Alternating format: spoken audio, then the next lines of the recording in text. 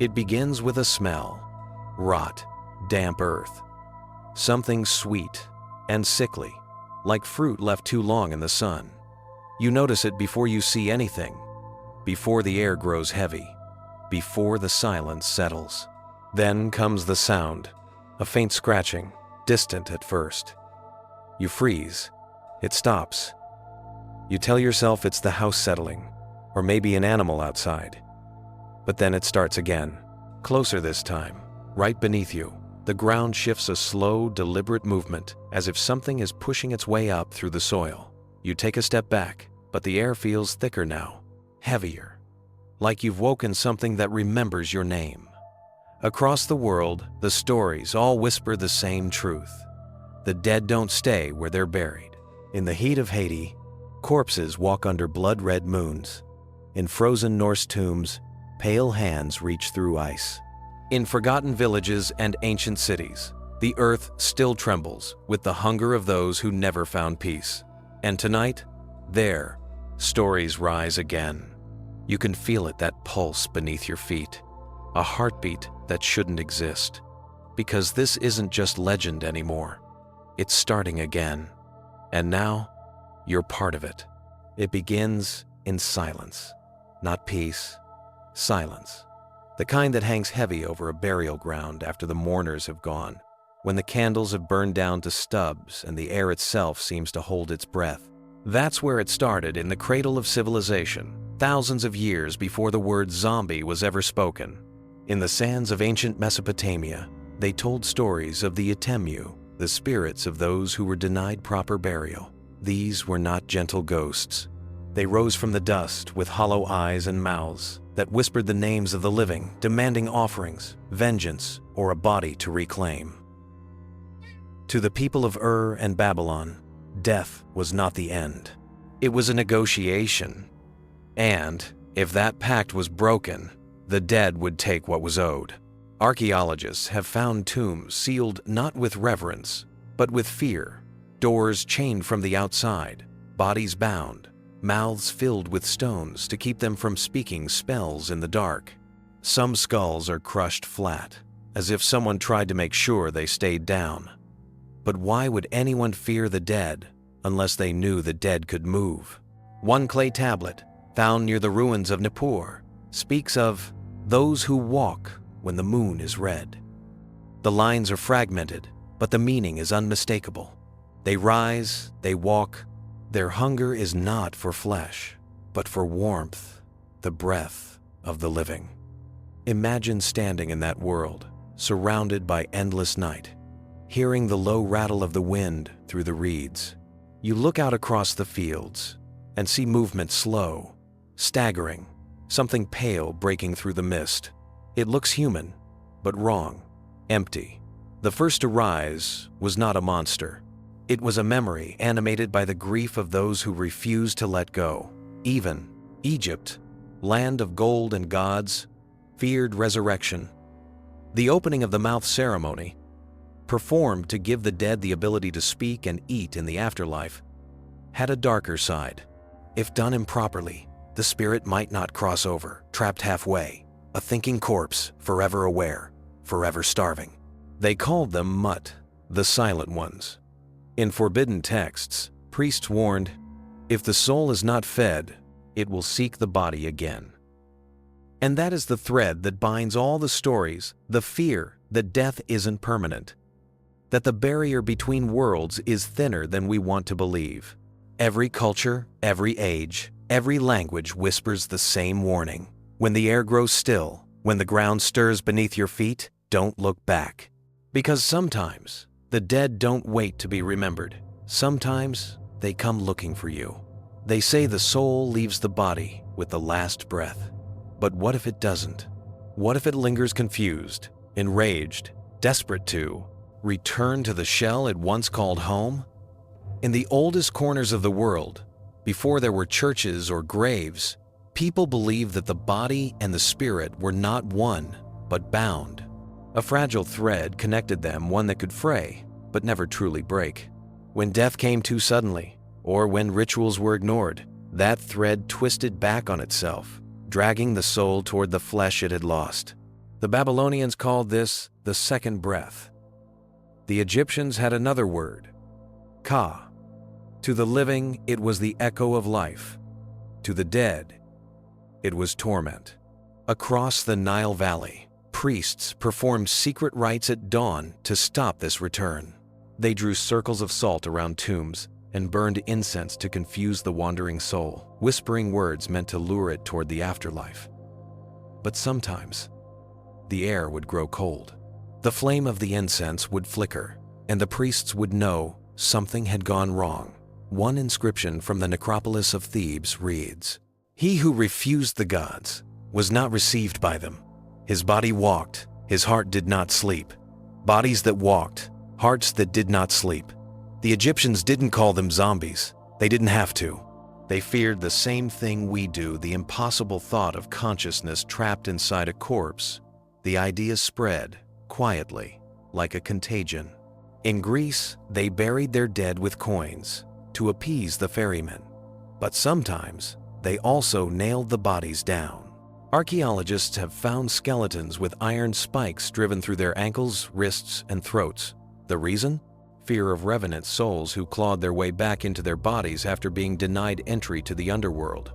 Imagine standing by the sea at dusk, waves whispering against the shore, and hearing something shuffle behind you, something that should not have feet to move. They said those who died angry or without justice could never cross the river Styx. They would rise, pale and silent, eyes clouded with seawater and rage. Some would simply watch the living.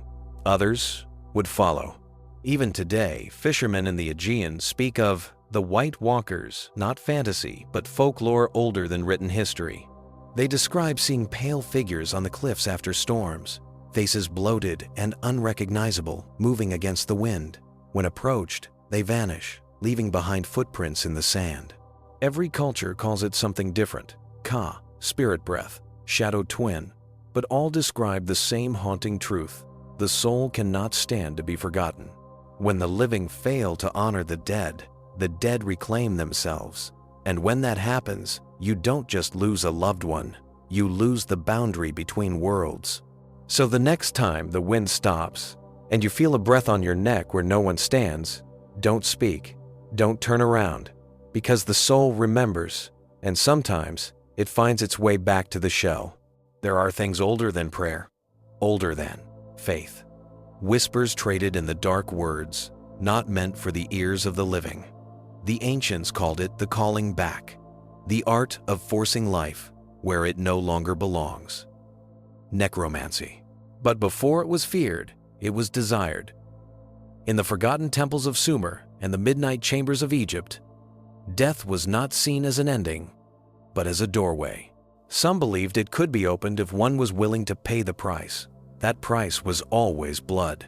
Clay tablets from the ruins of Ur mention priests who spoke to the earth, who smeared the graves with oil and ash, chanting to summon the Itimu, the spirits of the restless dead.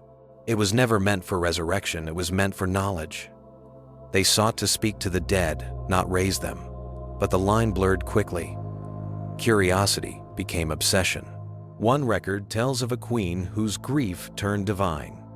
She wept over the tomb until her tears became black. Then she called his name 3 times, and the dust began to move. They say, the ground opened like a wound. The air filled with a smell of decay and myrrh. And when her husband rose, he did not speak. His eyes were open but empty. He lived, but not as a man. That is the lesson buried in every resurrection story. You may bring something back, but it will never be what it was. The Greeks told of Orpheus, who descended into the underworld to retrieve his lost wife, only to lose her again for daring to look back. The Jews spoke of the witch of Endor, who called forth the spirit of Samuel from the grave and trembled when she realized what she had done. And in ancient Egypt, scrolls forbidden to all but the highest priests describe rites of reanimation, not resurrection, but reclamation. Those scrolls warn, to breathe life into death is to invite death into life. Imagine it: torches burning low, the sand shifting underfoot as priests murmur in unison, the air thick with the scent of resin and copper. The corpse lies still, lips stitched with gold, thread, heart removed and replaced with wax.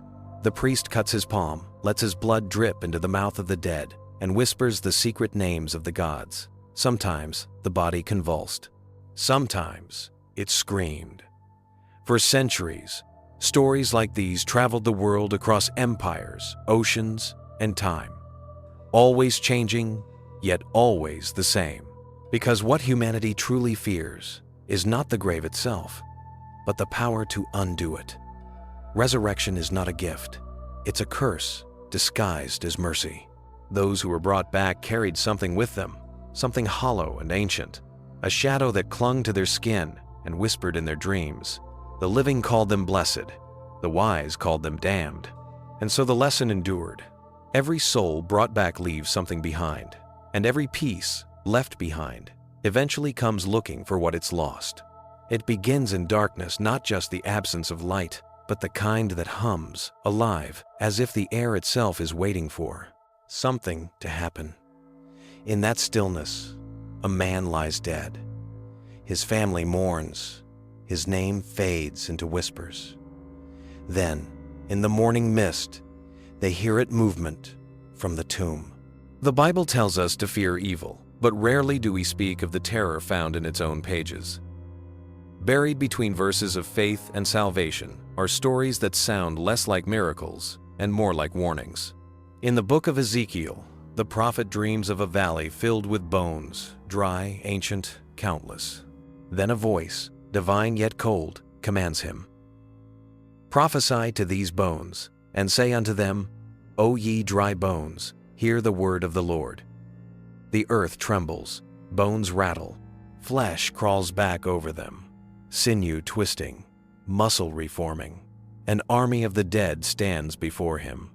To the faithful, it was a symbol of renewal. But imagine seeing it, hearing that sound, watching lifeless bodies rebuild themselves in silence, eyes opening with no soul behind them. Would that feel like salvation or horror? In Matthew 27-52, another passage often read but rarely understood, something impossible happens. When Christ dies upon the cross, the ground splits open, the veil of the temple tears. And then the graves were opened, and many bodies of the saints which slept arose and came out of the graves after his resurrection, and went into the holy city, and appeared unto many. Think about that. Jerusalem, shaken by an earthquake, the sky black with ash, and suddenly, figures walking the streets, familiar faces, long dead, mothers seeing sons buried years ago, friends staring into eyes that should have been dust. No trumpets, no songs, just the quiet shuffle of the risen. No one ever says what happened to them next. Did they live? Did they speak? Or did they return to the earth once more, silent, unfinished? The text doesn't say. It only says they appeared. Even Lazarus, perhaps the most famous resurrection, carries an unease that's easy to miss. 4 days in the tomb, his body already decaying. Then a voice, "Lazarus, come forth." And he does. But those who stood there, they didn't cheer. The scripture says they were afraid. Because the man who stumbled from the tomb was wrapped in burial cloths, his skin gray, his breath slow and unnatural, alive but not alive. What came back might have been Lazarus in name, but what returned from that grave was something else, something ancient. These were not stories of comfort. They were reminders that divine power and damnation are separated by a thread, that the same force that grants life can twist it into something unnatural.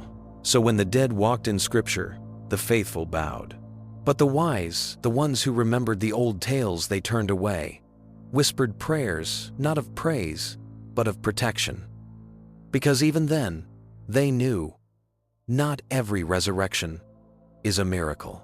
Some are a message, and some are a warning that the ground beneath your feet remembers every step you've ever taken. It always begins the same way: a cough, a fever, a death that should have been peaceful but wasn't. Then, days later, the villagers start to whisper. A cow found dead in its pen. A child waking up screaming that something stood at her window. A widow swearing she heard her husband's voice outside her door, though the earth above his grave was still fresh. This was medieval Europe, where faith clashed with fear, and fear always won. They called them revenants. The returned, the restless. Corpses that rose from the grave not to eat flesh, but to spread sickness, misfortune, and dread.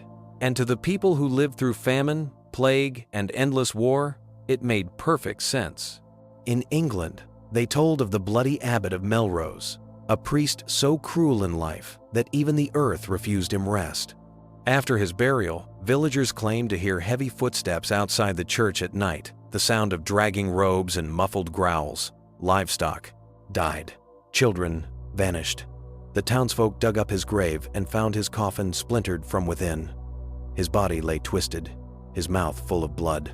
They drove an iron stake through his chest, cut off his head, and burned both separately. The church refused to record it, but the story spread.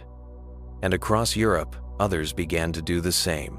In Poland and Bulgaria, archaeologists have uncovered what they call vampire burials. Bodies pinned down with sickles, jaws stuffed with stones, hearts impaled with rusted metal. But these weren't vampires in the romantic sense.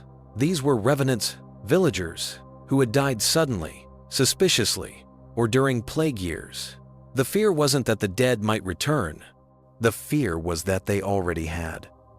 Some graves contained bodies clawing upward, nails splintered, teeth broken. Others were decapitated, the skulls placed between the legs.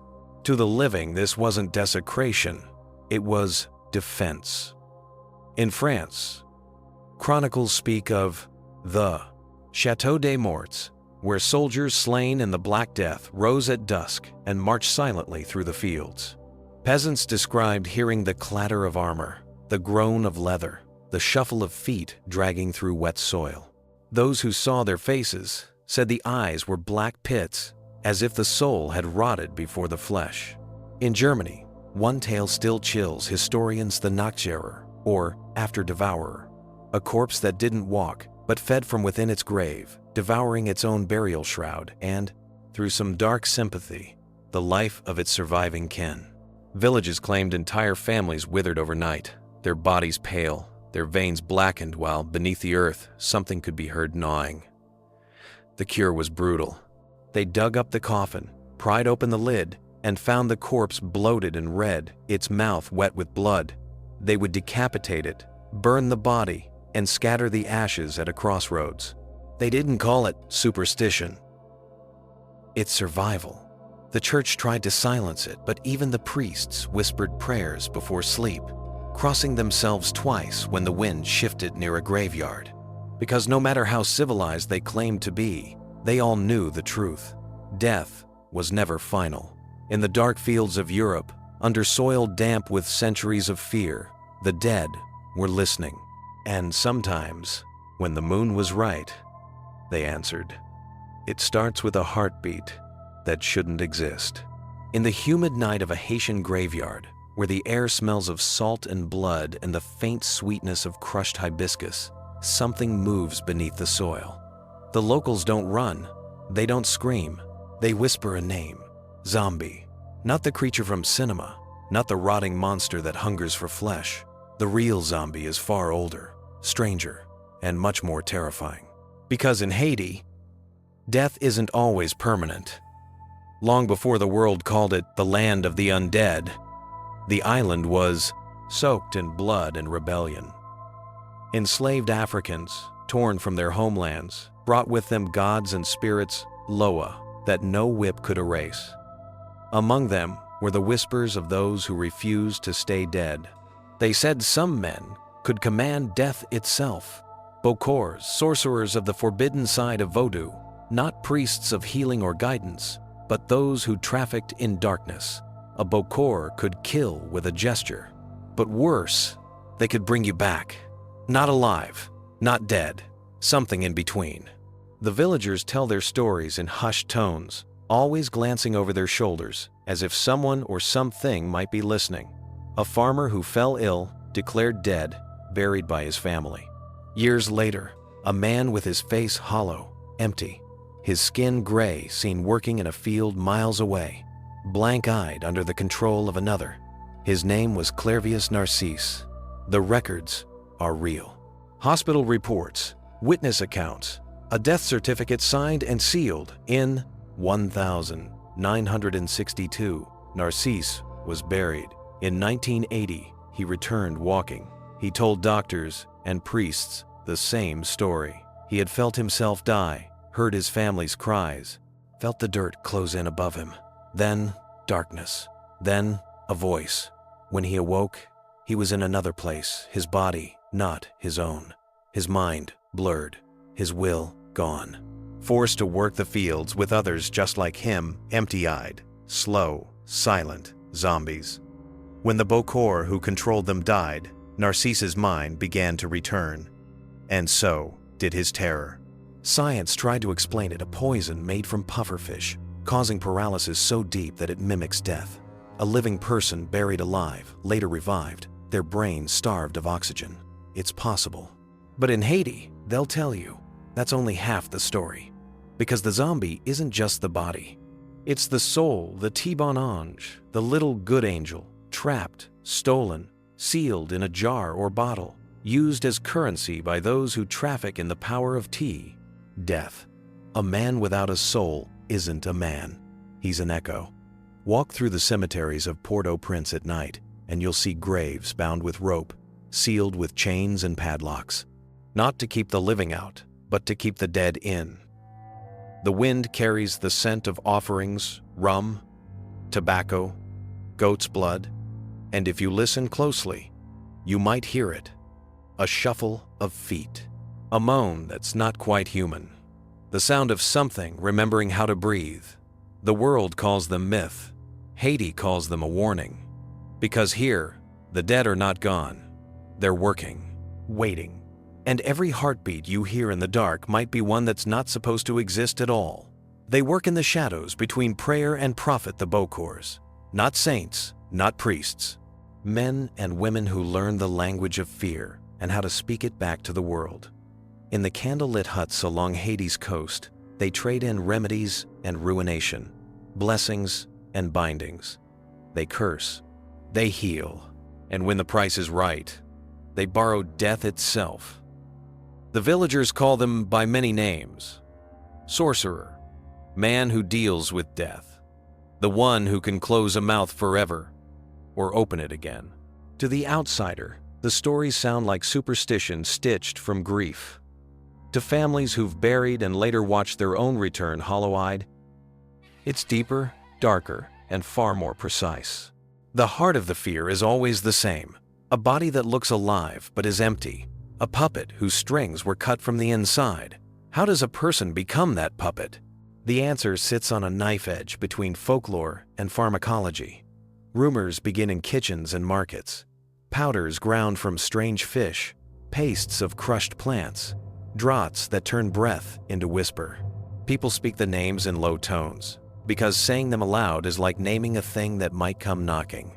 Scientists who have visited the island over the decades found traces of real pharmacology in the tails compounds that can still the body into a death-like hush.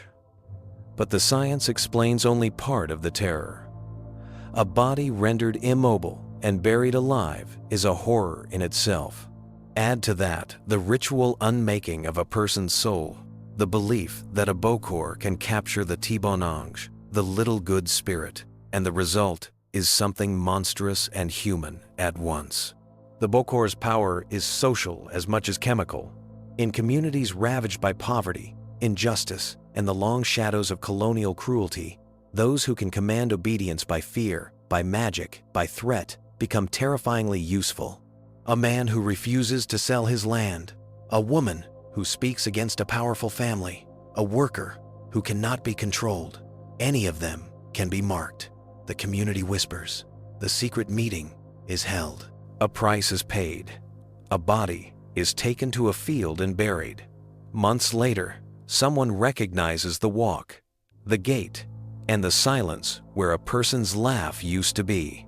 If a Bokor's influence is broken, if he dies or his power is interrupted, something fragile remains, a person with memories distorted, like a mirror, and a life that must be rebuilt from fragments.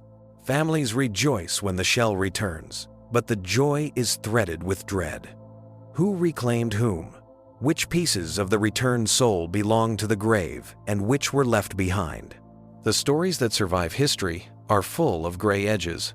Eyewitness testimony, clinical notes, rumors, and horror. Scholars have probed the line between chemical paralysis and cultural theft. Journalists have filmed the locked cemeteries and the shrouded faces of those who blame magic for real suffering. None of these accounts turns the terror into a neat explanation. For every plausible theory, there is a neighbor who swears on the lives of their dead that something else, something moral and supernatural happened. In the end, the Bokor's most dangerous tool is not a powder or an herb. It's the knowledge that people can be bought and broken, that grief can be weaponized, and that in a world where life is cheap and land is currency, the living will sometimes trade their own for safety or profit. The chemistry may explain the stillness, the ritual explains the obedience, but the real terror is the marketplace of souls that flourishes where power and poverty meet.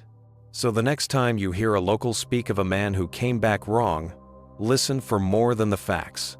Listen for what the story covers: a wound too recent to heal, a debt paid in bodies, and the quiet proof that sometimes the dead don't return for vengeance or food. They return because someone else refuses to let them go. It began, as all legends do, with a death. But this one was documented, witnessed, sealed in ink and bureaucracy. On April 30th, 1962, in the Albert Schweitzer Hospital in Deschapelles, Haiti, a man named Clervius Narcisse was pronounced dead. Doctors recorded it. His sister signed the death certificate.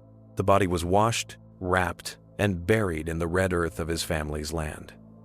There was no mystery then, no superstition, just another man lost to the living until he came back. 18 years later, in 1980, a man walked into the same village where Clervius had been buried. His clothes were torn, his voice was dry as sand, his eyes dull, hollow, like the light behind them had been blown out. He told the villagers his name. At first, they laughed. Then he told them things only Clervius could have known, secrets from before his death. Childhood stories buried deeper than his own grave.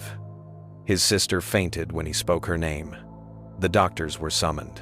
And when they checked the records, when they dug through the hospital archives, there it was, his death certificate.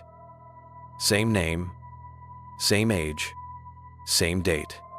But here he was, breathing, speaking, alive. He told them what had happened. He remembered falling ill, a fever that clawed through his body. Then, darkness. He said he heard his friend own death, the prayers, the wailing, the sound of shovels biting into earth. He tried to scream, but his lips wouldn't move. His lungs wouldn't draw breath. He was trapped inside his body as they buried him alive. When he awoke, it was night. He was in another place, his hands bound, his mind fogged, his will gone. A man stood over him, a Bokor whispering commands. Others surrounded him, blank-faced, moving without thought. They were the same as him, the dead who never died. He said they were forced to work the fields on the northern plains. They labored without rest, driven by whips and songs that weren't human. He said he felt something missing his soul, his self like a flame that had been snuffed out but still remembered being fire. For years, he lived in that half-life. No sleep, no hunger, no dream, just obedience. Then, one night, the Bokor died poisoned, they say, by a rival, and with his death, the hold on the zombies broke. Clervius wandered away. His memories bled back slowly, like water seeping into dry earth. He walked for weeks before he found his family again. Western scientists descended on Haiti. They tested him, interviewed him, analyzed his story. The leading theory? a potent neurotoxin derived from pufferfish venom combined with powerful hallucinogens, a chemical death that mimics the stillness of the grave. But that didn't explain everything. Not the empty eyes, not the obedience, not the way Narcisse spoke of his soul being trapped in a bottle. You can explain the science, yes. But can you explain the terror in his voice? The way he said he could hear the soil above him shifting as they buried him? Can you explain how a man, declared dead, buried and mourned, returned nearly 2 decades later, unchanged?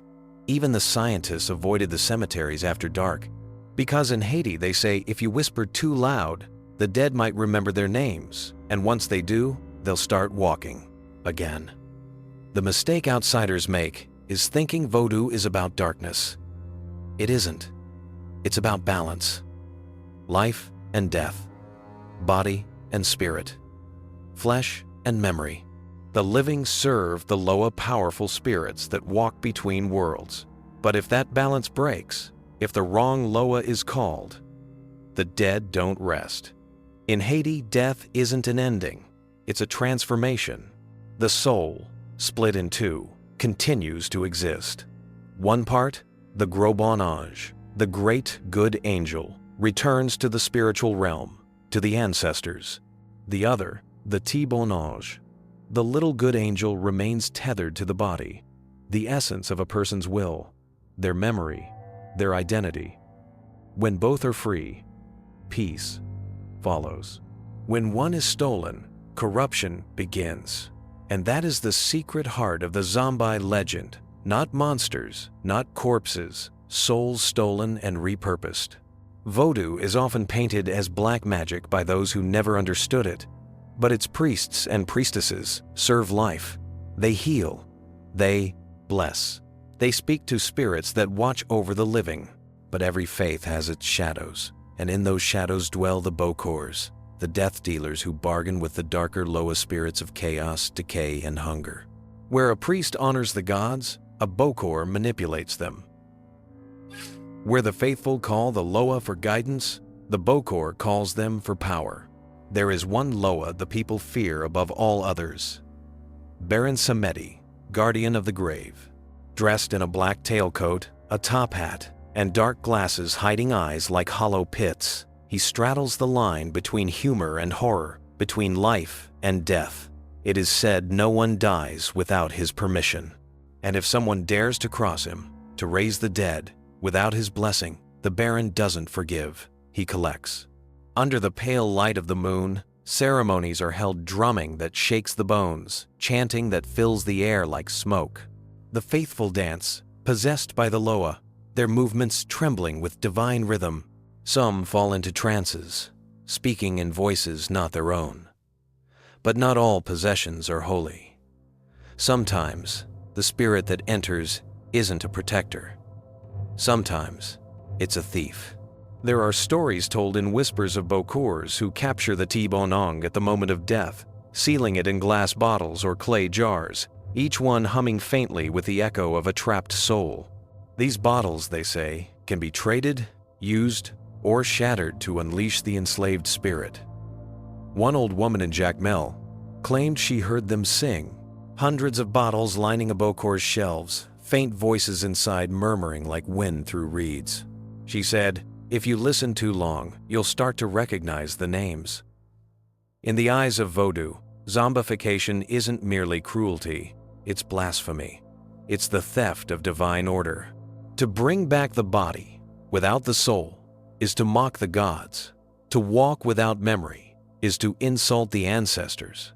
That's why the cemeteries are guarded by crosses painted black, adorned with skulls and bones, not to frighten but to warn. Do not disturb the rhythm between life and death, because the Loa see everything, and for every soul that's stolen, another debt is owed. So the next time you hear the drums echoing across the Haitian hills, don't mistake them for celebration. They could be mourning, they could be warning, or they could be the sound of the Loa reminding the living that the grave is not yours to open.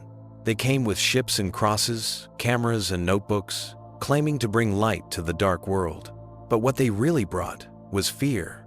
Not the kind born from truth, the kind that sells, conquers, and dehumanizes. To them, Haiti was never a land of gods and balance. It was a canvas for nightmares. When Western explorers and missionaries first witnessed voodoo ceremonies, they saw bodies shaking in trance, firelight dancing across painted faces, and voices calling out to spirits. They did not hear prayer. They heard possession. They did not see communion. They saw chaos. And from that misunderstanding, they built a monster. The zombie, once a symbol of spiritual slavery, a warning against the theft of the soul, became a colonial fantasy, a mindless, soulless worker bound to serve forever. A reflection not of Haitian belief, but of the colonizers' own guilt. It began in the plantations. In the 1700s, under French rule, enslaved Africans outnumbered their masters nearly 10 to 1. The colonizers feared rebellion, but feared something more: the power of voodoo. The enslaved whispered of spirits that could turn masters to ash, that could raise the dead to fight for freedom. Those whispers turned to war.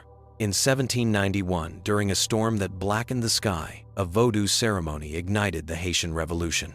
Enslaved men and women gathered in the forest of Bois Caiman, led by priest Dutty Boukman, calling on the Loa to witness their vow, freedom or death, and the world burned. Haiti became the first Black Republic, the first nation born from a slave revolt. But the Western world refused to accept it. They needed a story, something to make sense of their defeat, to turn Haiti's victory into something monstrous. They found it in the zombie.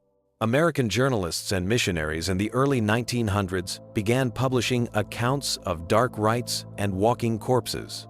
They wrote of voodoo cults that stole bodies, enslaved souls, and practiced human sacrifice, all lies twisted from sacred rituals they never understood. And in 1915, when the U.S. Prophet Marines invaded and occupied Haiti, they found a perfect excuse: save the island from its own savagery. Soldiers wrote letters home describing zombie slaves and cannibal priests. Hollywood read those letters, and the myth metastasized. In 1932, the first zombie film, White Zombie, appeared. A pale woman hypnotized and enslaved by a Haitian sorcerer, forced to serve without will or soul. It terrified audiences. It also erased the truth. What began as a symbol of rebellion, a warning against spiritual bondage, became the colonizers' fantasy of control. The zombie was no longer the victim, it was the threat. And so, the image of Haiti itself became cursed. They stole the word, they sold the fear. But they never understood what the Haitians already knew: that the real horror was not the dead walking. It was the living, enslaving souls for power. And when Hollywood turned its cameras toward the Caribbean, it captured only its own reflection, a world desperate to bury the guilt of its own atrocities, and too afraid to see the truth beneath the soil. Because if they had looked closer, they might have realized the zombie isn't the monster, it's the mirror. The old stories don't always agree on what the dead do when they rise.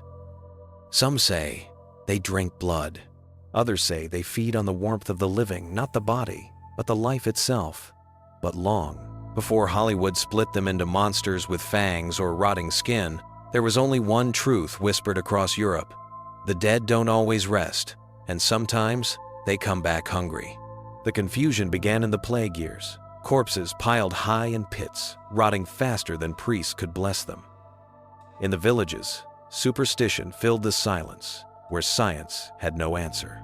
If someone died, and another followed soon after, a wife, a child, a neighbor, the living would say the first had returned to claim the others. That was how a word began to spread: revenant. It didn't mean vampire, it meant the returned. These revenants didn't sparkle or seduce.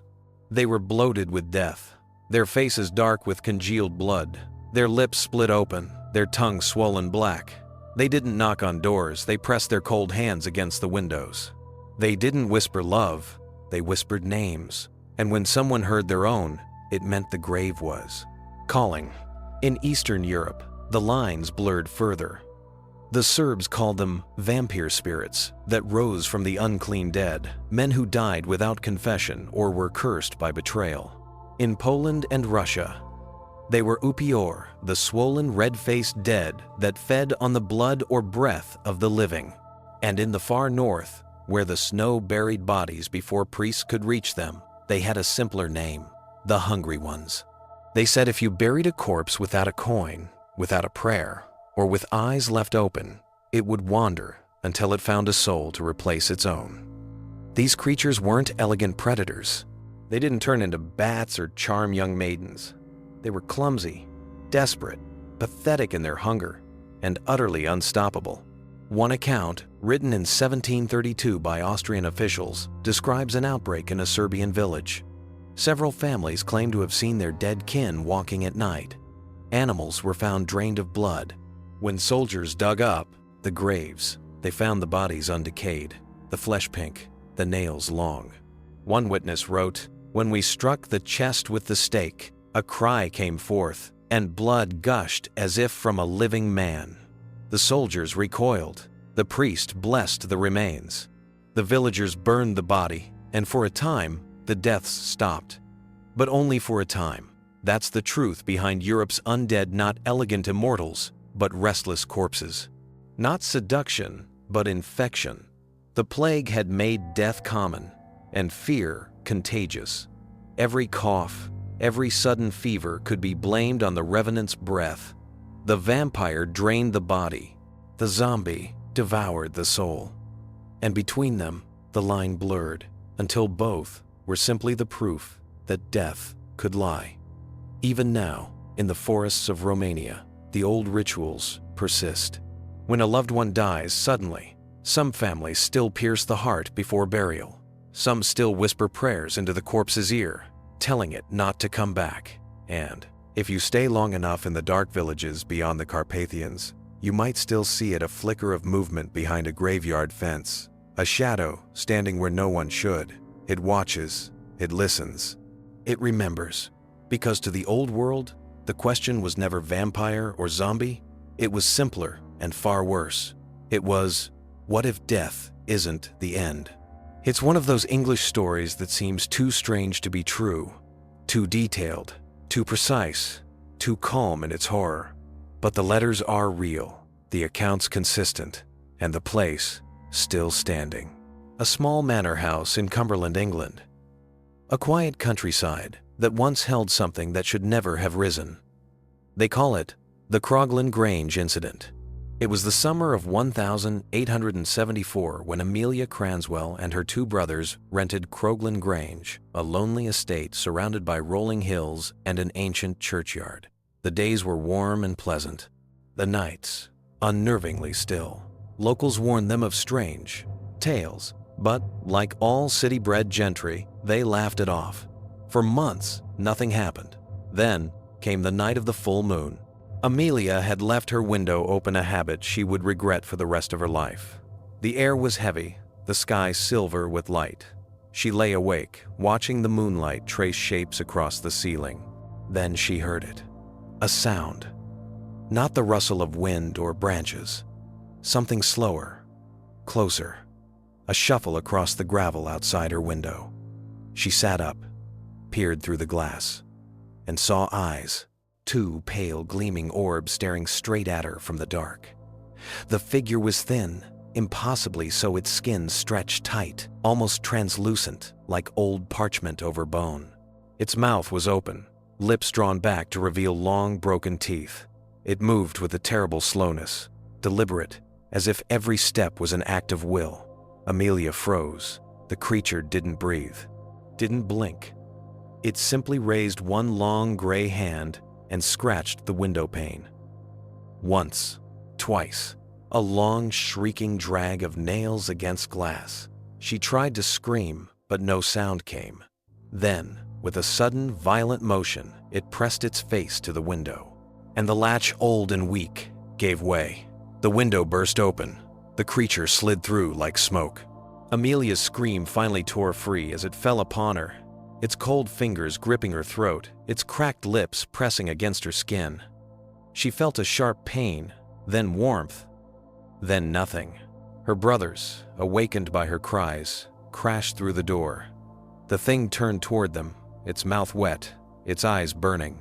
Then it fled, leaping through the window and disappearing into the churchyard beyond. Days later, when they searched the grounds, they found the trail footprints in the soft earth, leading to the old crypts behind the chapel. One door was broken. Inside, among the shattered coffins, they found a body. It was ancient, mummified, yet fresh in the strangest way. Its nails were long and filthy, its lips torn, and around its mouth, the faintest stain of blood. They burned it where it lay. And when they did, the screams that came from within the flames were not echoes of the dead. They were human, alive. Locals insisted it was a vampire, but others whispered something different, that it wasn't feeding for blood at all, but for breath, for warmth, for life. Not undead, unreleased, a body whose soul had never truly left, a revenant. And long after the ashes cooled, the nights at Croglan Grange never felt the same. Travelers claimed to see pale lights flickering between the headstones. Shepherds spoke of a figure wandering near the crypt on moonlit nights, thin, silent, watching. No one ever rebuilt the Grange, and those who passed through the valley still avoid it when the wind dies and the moon turns white, because even after fire, after centuries, some graves refuse to stay closed. And in the fields of England, sometimes the soil remembers the shape of the dead. They said the ground was never still during the plague, that if you stood too close to the pits, you could hear it, the shifting, the settling, the groaning. At first they said it was the wind. Then the priest said it was the devil. But the gravediggers, the ones who saw what the rest of the world refused to look at, they whispered a different truth. The dead weren't done dying. It began in 1347, when the Black Death swept across Europe like a tide of ash. In less than a decade, it devoured over half the continent's population. Bodies piled faster than they could rot. Priests stopped giving last rites. Bells tolled until their ropes frayed. And when there was no room left for mourning, the living began to bury their dead in layers 10, 20, sometimes 100 at a time.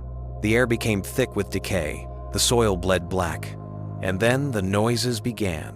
Gravediggers told of bodies that twitched when covered in dirt, hands that clawed upward through the soil hours after burial, muffled cries beneath the ground. They said it was the gas, the pressure of decomposition, but some swore they saw eyes move beneath half-buried skulls.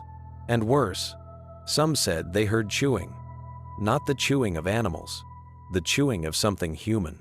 In the port town of Venice, a priest wrote in his diary, "I saw with my own eyes a corpse rise within the pit, gnawing upon its own burial cloth as if it fed on death itself." That was the birth of the Noxerer myth, the after-devourer. They believed that some plague victims weren't truly dead. They were cursed, caught between life and decay. Their hunger wasn't for flesh or blood, but for life itself. They ate their shrouds first, then the air around them, and through that air, they drained the strength of the living. And when one Noxerer rose, more followed. Villages, plagued by sudden deaths, dug up their dead and found their faces bloated, their bellies swollen, their mouths wet with blood. It wasn't decomposition, they said. It was feeding. In Germany, whole families were exhumed, their corpses mutilated, heads severed, mouths filled with stones or bricks to stop the chewing. Priests blessed the graves, then fled before sunset. Because they all knew where plague walked, the restless dead followed. In Poland, they placed sickles over the throats of the dead, so if they rose, the blade would strike first. In England, they drove iron spikes through the heart. And in Venice, sailors swore that at night, they saw pale figures wandering the canals, their eyes red from rot, their lips whispering through cracked teeth, "Join us." The fear infected the living like a second disease. Neighbors burned homes with bodies still inside, terrified the sickness wasn't carried by air but by the undead themselves. Every cough was a curse, every shadow near a graveyard a warning. Historians say it was mass hysteria, population breaking under unimaginable grief. But those who dug the graves knew better. They saw too much, heard too much, and when the earth shifted underfoot, they didn't stay to explain it. When the plague finally faded, the stories did not. The idea of the walking dead had taken root, a new contagion that no prayer could cure, because what terrified people most wasn't dying. It was the thought of not staying dead. And sometimes, when the wind blows through the old plague pits, locals say you can still hear it, a low moan beneath the soil, a sound that isn't the wind or worms, but the faint, hungry sigh of a world that remembers when death was crowded and the dead were starving. In the frozen silence of the north, death doesn't come softly. It hardens the flesh, preserves it. The cold keeps secrets, and sometimes it keeps the dead. The Norse never feared ghosts. Ghosts were for the weak. What they feared were the ones who stayed, the ones who refused. Valhalla, the ones who clawed their way out of their burial mounds with the strength of the living and the rage of the damned. They called them Draugr, again walkers. The sagas speak of them as warriors beyond death, tall as trees, with skin black or blue as frost-bitten flesh, eyes glowing like embers in snow. When their graves were disturbed, they rose not as spirits but as solid, stinking, breathing corpses. They crushed bones, broke spines, and devoured the living whole. Some say the Draugr weren't born of curses, but of greed. Men so obsessed with their gold, their weapons, their pride, that they refused to leave them behind even for Odin. They lingered in their burial mounds, guarding their treasures, watching their descendants through walls of stone and ice. There is an old Icelandic tale, Grettir's saga, of a hero who faced one. In the darkness of a mound, Grettir entered with only a torch and a blade. The air was heavy with the stench of death. When he reached the coffin, the corpse inside smiled. It opened its eyes, and then it moved. The thing rose, silent at first, then growling, deep and guttural, a sound like boulders grinding beneath the earth. Grettir struck it, but the blade barely cut. The Draugr's flesh was hard as iron. They fought for hours, torchlight flickering, shadows dancing across rotting stone. In the end, Grettir drove the monster into the sunlight. And when the dawn touched it, the Draugr crumbled, not to dust, but to black ash, foul and heavy with the smell of decay. But the locals said that afterward, the hero never slept without hearing footsteps outside his door. The Norse believed every Draugr was different. Some guarded treasure, some haunted the sea, clinging to the hulls of ships, dragging sailors beneath the waves. Some slipped through keyholes as smoke and strangled their victims in their sleep. They were undead, but thinking, envious, angry, and very, very aware of what they had lost. It wasn't disease that made them rise. It was emotion, greed, jealousy, pride, the things that even death couldn't take from a man. To stop a Draugr, the Norse had rituals. The corpse had to be buried deep, its head turned toward the north wind, its nails trimmed, its weapons broken. A pair of iron scissors might be placed on its chest, a needle in its foot to pin the spirit down, and most importantly, the body must never be buried whole. Cut the head off, burn the remains, scatter the ashes in the sea, because if even one bone remained intact, the Draugr could find its way back. In modern Iceland, there are still places where no one builds old burial grounds, where travelers swear they've seen figures walking against the storm, moving slow but deliberate, their eyes shining faintly through the snow. You could call them ghosts, but ghosts don't leave footprints, and they don't crush the ground when they walk. The cold preserves everything in the phlegm. North, the bones, the flesh, the hate. And some nights, when the wind screams through the fjords, they say it's not the storm you're hearing. It's the old warriors, the ones who would not die, marching once more through the frost. The desert keeps its dead differently. No tombs, no crypts, no frozen catacombs, just sand, endless, shifting, hungry sand that buries everything it touches. But the old tribes of Arabia said the sand didn't always keep what it buried. Sometimes it spat things back out. Long before the word zombie existed, before Christianity or Islam named good and evil, there was a word whispered around the fires of the desert night: ghoul.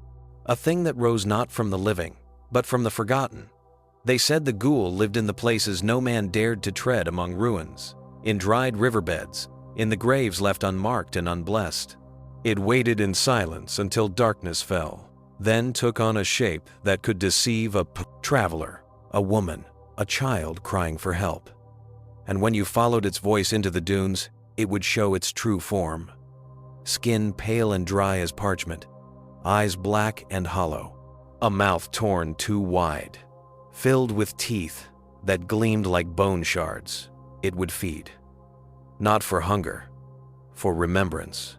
Because the ghoul was once human. The Bedouin told that ghouls were born from those denied burial murderers, left to rot in the heat, wanderers lost without prayer, souls too wicked to enter paradise. Their bodies dried in the sun, their spirits trapped, bitter and thirsty.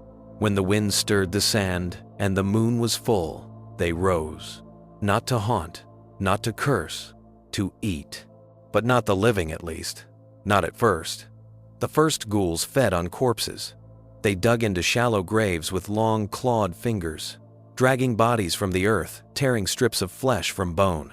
They feasted in silence, their jaws creaking like old leather, and when there were no more corpses left, turned to the living.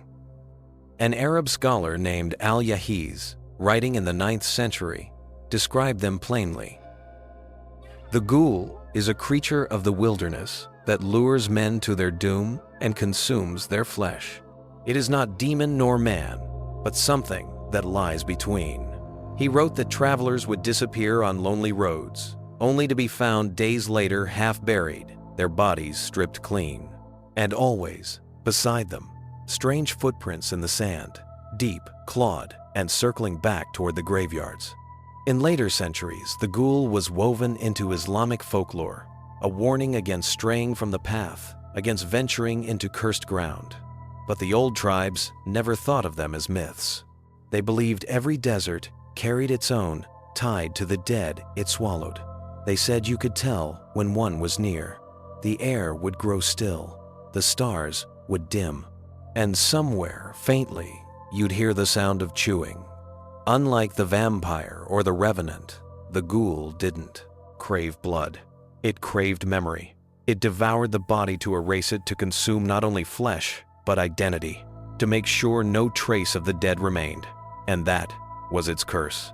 The more it fed, the less it remembered of what it once was, until, in time, even the ghoul forgot it had ever been human.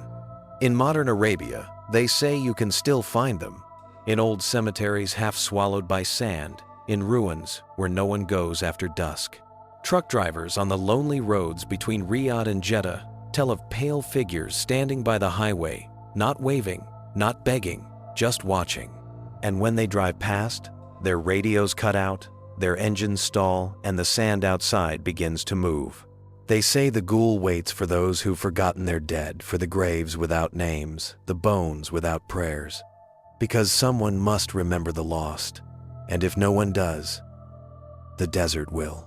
There's a silence that only comes after death, still, cold, absolute, but in the dark, temples of old China.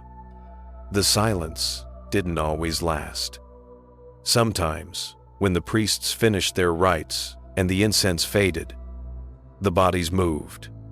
Not much, just a twitch. A ripple beneath the burial shroud. The villagers said the wind caused it. The Taoists said it was energy qi trapped inside the flesh, refusing to leave. But the elders had another word. They whispered it only under their breath. Jiangxi, the hopping corpse, the walking stiff, the restless dead. The stories go back thousands of years, to a time when death was not the end of life, but a disruption of balance. To die far from home was considered a curse. The soul would wander, lost and homesick, unable to join its ancestors.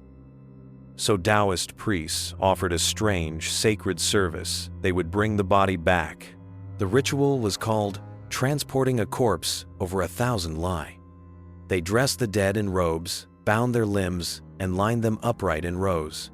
At night, under the flicker of lanterns, the priests would chant and ring bells to summon the dead to walk.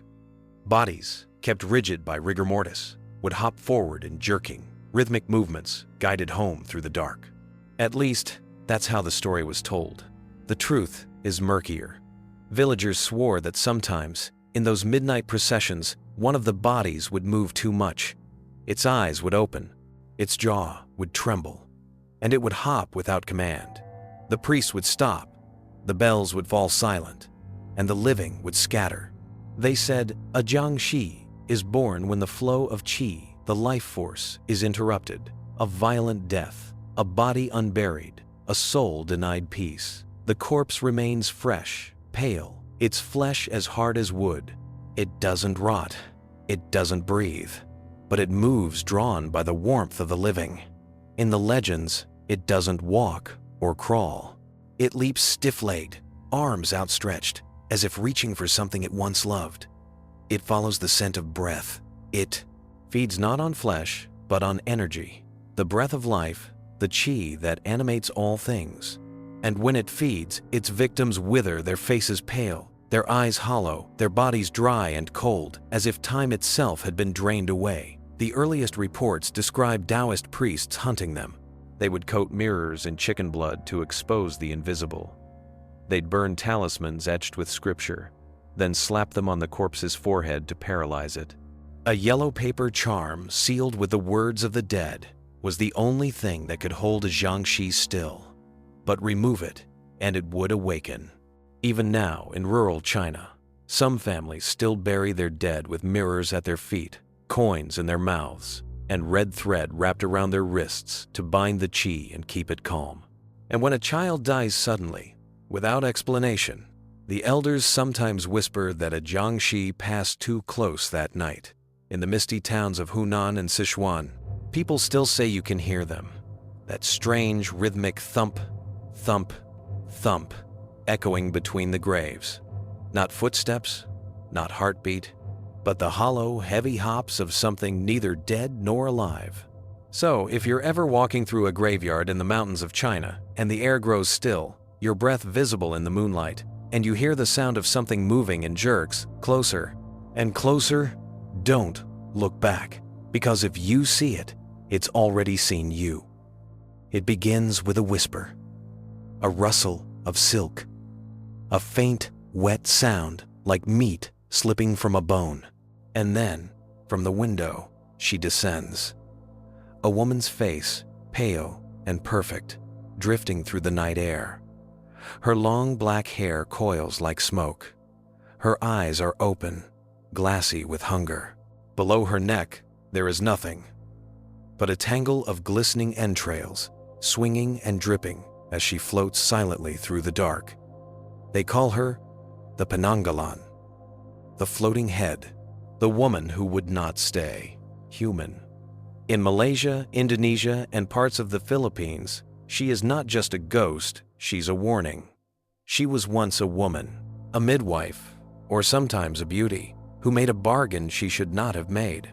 Some say she studied forbidden witchcraft. Others whisper she drank blood in secret to keep her youth. Whatever the reason, her sin was discovered. And for that, she was cursed, or worse, transformed. By day, she walks among the living, ordinary and kind. But when night falls, her body becomes a prison she escapes from. She loosens her hair, submerges herself in a vat of vinegar, and with a wet, tearing sound, her head rips free. It lifts from her shoulders, the spine and organs dangling below, slick and shining like roots torn from the earth. Her body collapses, hollow and cold, and the Penanggalan flies. She hunts by the scent of blood. The smell of childbirth draws her most. She hovers outside windows where women labor through the night, her tongue snaking. Through the gaps in the wall, long, red, and sharp as a needle, she drinks. Not out of cruelty, but craving. Her thirst is endless. In other tales, she feeds on infants, on men who sleep alone, on anyone foolish enough to stay awake when the wind smells of vinegar and flowers. By dawn, she must return. She dips her entrails into the same vat of vinegar, shrieking in pain as her flesh shrinks back. Then, she lowers herself onto her body, reconnecting before the first light touches her face. If she fails, if she doesn't return in time, she burns where she floats, the curse consuming her entirely. But there are ways to stop her. The villagers know them all. Scatter thorns and shards of glass around your house, for her organs will snag and tear. Turn her own weapon against her spice salt, garlic, vinegar to sting her open flesh. And if you find her body while her head is away, there is one terrible method to end it. Fill the hollow neck with broken glass, or nails. When she returns, she'll try to join herself again, and she'll die screaming. There are still stories told in the islands today. Midwives who vanish after delivering a baby. Children found pale and lifeless in their cradles. Villagers who swear they saw a face at their window one humid night, floating, whispering their name. The elders say the Penanggalan isn't just a monster. She's a reminder that vanity and hunger are the same sin. That those who crave beauty more than peace may find eternity in ugliness. And sometimes, late at night, when the wind shifts and you smell something faintly sour vinegar, sweet and sharp, you'd better close your windows, because something in the dark might be watching, and she's hungry again. Japan doesn't fear the dead. It fears the wrong dead, the ones who were betrayed, shamed, or killed before their spirits were ready to go. Because when a soul dies with hatred still burning inside it, it doesn't fade. It festers. It grows teeth. And when it comes back, it doesn't just haunt, it ruins. They call them onryo, vengeful spirits. But there's another older word the emperors used to whisper with terror. Goryo, the noble dead, the wrath of the unjustly killed. The Japanese understood something few cultures dared to admit: death doesn't erase emotion, it amplifies it. In the oldest chronicles, emperors recorded disasters, floods, famines, fires, and blamed them not on weather or war, but on the restless souls of the wronged. One story tells of Prince Sawara, a royal betrayed by his own brother, exiled, and left to die. After his burial, strange things began to happen. Lightning struck the capital. Plague spread through the court. The emperor himself fell sick, delirious, whispering Sawara's name. Priests said the prince's spirit, his Onryo, had returned, demanding vengeance. So the court did the only thing it could. They built him a shrine, begged forgiveness, and named him a god. That shrine still stands today. Centuries later, another legend took root, one that still shapes Japan's horror to this day. Her name was Okiku, a servant girl in Himeji Castle, falsely accused of losing a precious plate belonging to her master. He tortured her, beat her, and when she refused his advances, he threw her into a well. They say you can still hear her voice echoing from the depths, counting the plates she lost. 1, 2, 3. Her voice trembles. 8, 9, and then silence.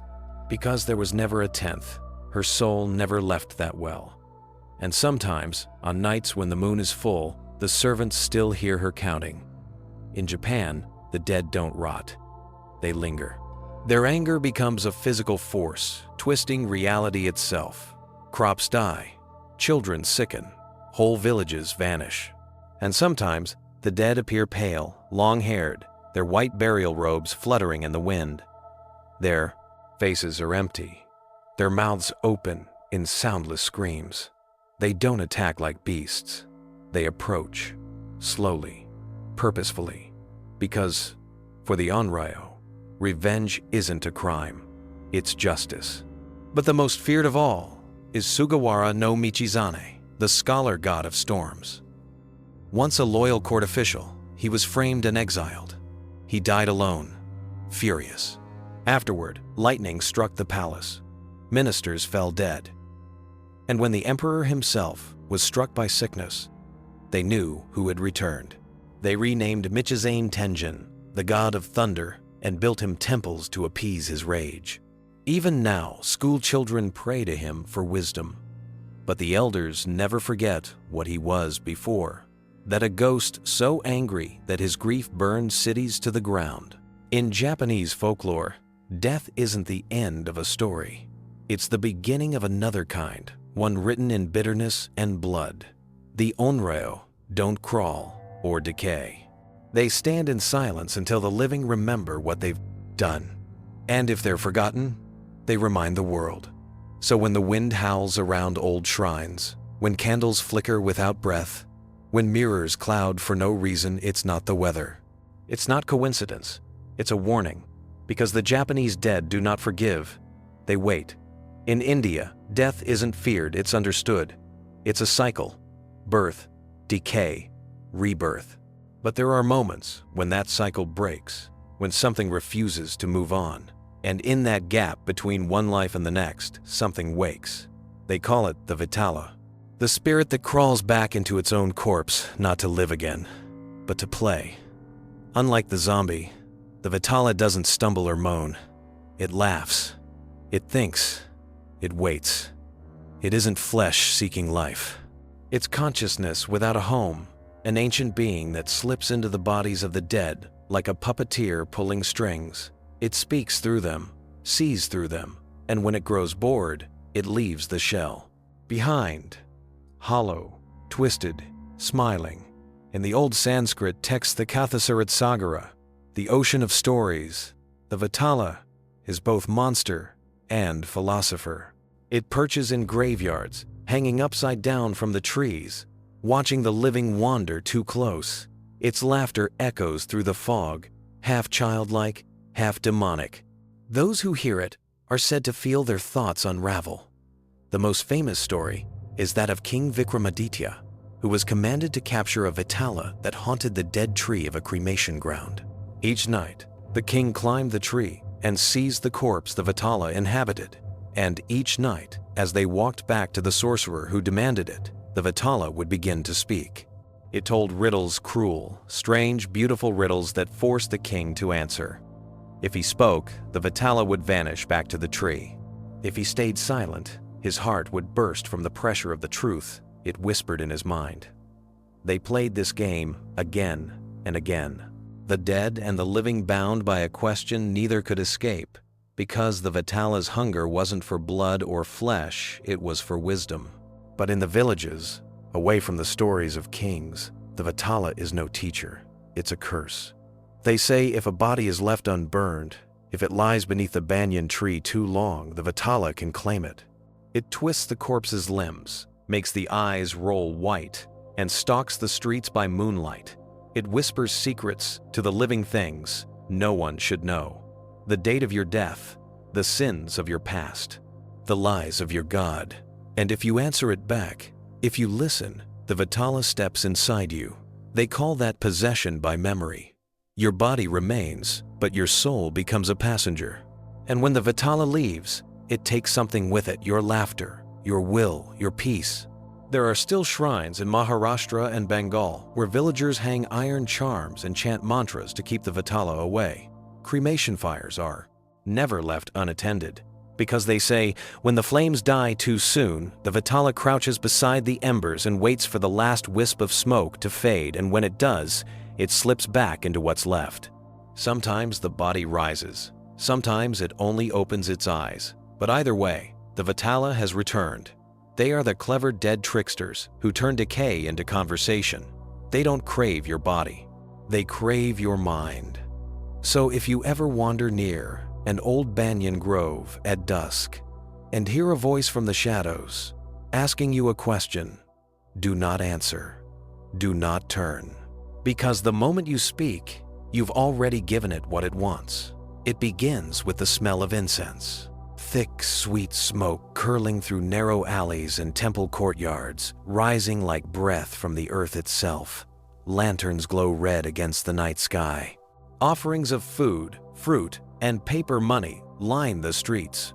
Children are told not to stay out too late, and everyone avoids looking into the dark corners where the light doesn't reach. Because once a year, the gates of the afterlife open, and the dead come home. Across China, Taiwan, Malaysia, Singapore, and Hong Kong, The 7th month of the lunar calendar is called Ghost Month. It's not a celebration, it's a truce. For 30 days, the worlds of the living and the dead blur together. The souls of ancestors, unburied strangers, forgotten wanderers, all are released to walk the earth again. Most return only to visit their families, but some are hungry.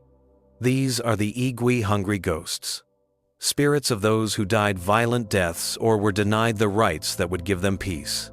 Their throats are said to be as thin as needles, their bellies bloated and bottomless.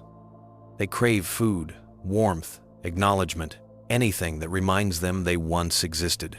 And if they're ignored, they take what they want. That's why on the night of the Hungry Ghost Festival, every light burns bright. Tables overflow with offerings, roasted meats, rice, mooncakes, cups of tea, bottles of rice wine, stacks of joss paper printed with designs of houses, clothes, even cars, are burned for the dead to spend in their ghostly world. The air fills with the crackle of fire and the murmuring of prayers. But no one eats from the offerings. Those belong to the spirits, and anyone foolish enough to steal from them invites something unspeakable to follow home. The elders tell stories of what happens when the living forget the rules. A young man in Guangdong who mocked the rituals, who kicked over the food left at a crossroads. That night, his mother found him sitting in the dark, eyes wide open, his mouth packed with ashes and rice. He never spoke again. In Penang, a fisherman ignored the festival entirely. He set sail while others stayed ashore. The next morning, his boat returned without him. But the deck was wet with handprints, too small and too many to belong to any living man. The festival is both offering and warning. The priests chant sutras to soothe the spirits. The people light candles to guide them, but every flame that burns is also a plea. Take this and leave us be, because the hungry ghosts are not just myths, they are reminders that neglect breeds resentment, that the dead starved of memory will return to devour it. At the end of the month, the rituals grow louder: drums, cymbals, the roar of fireworks, all to drive the ghosts back through the gates before they close. For those final hours, the air feels electric, as if the entire world is holding its breath. And then, with the dawn, the smoke clears. The offerings are gone. The lanterns are out.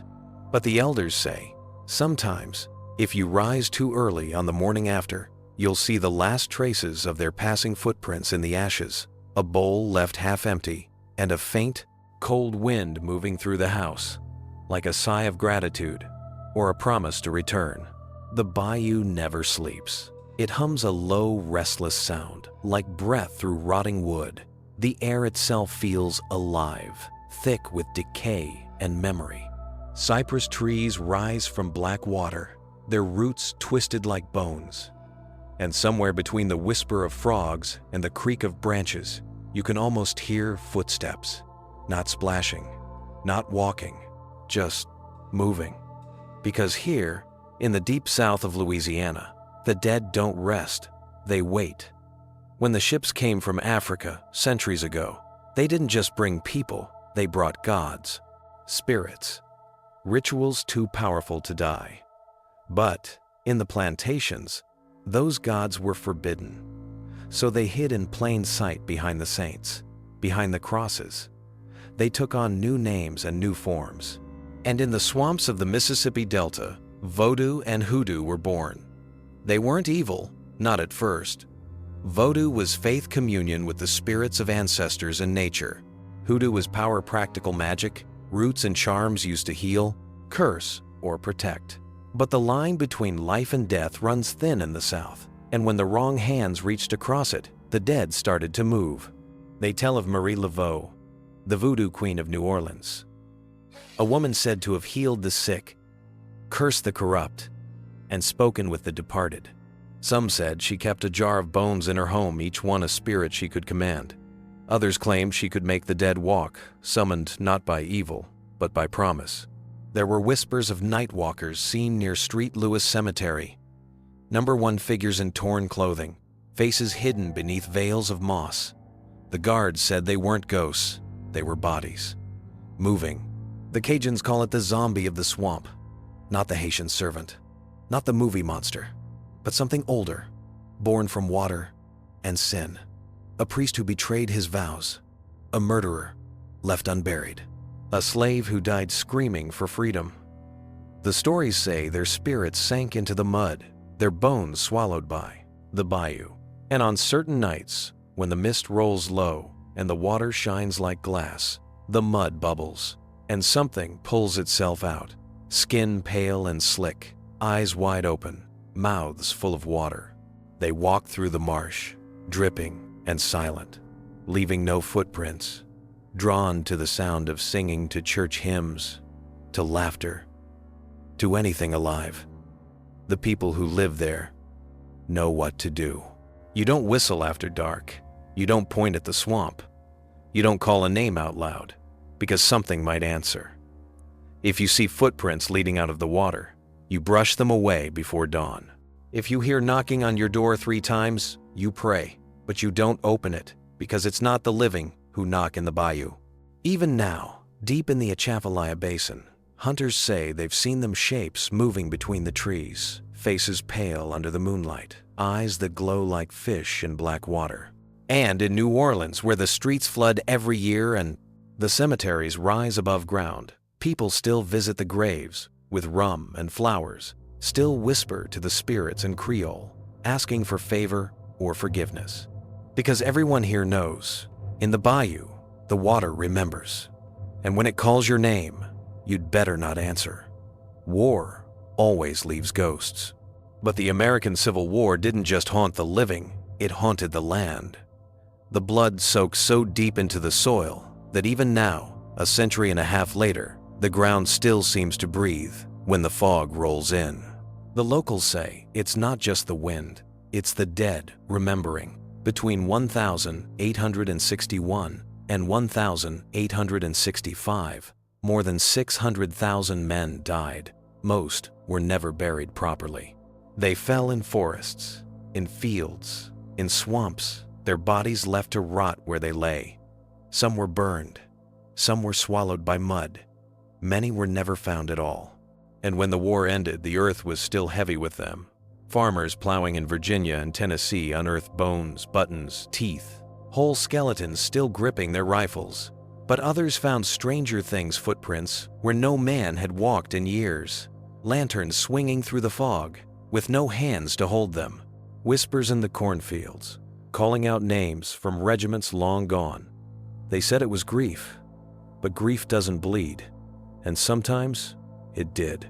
At Antietam, the bloodiest single day in American history, the creek ran red, literally red, for days. Locals refused to draw water from it.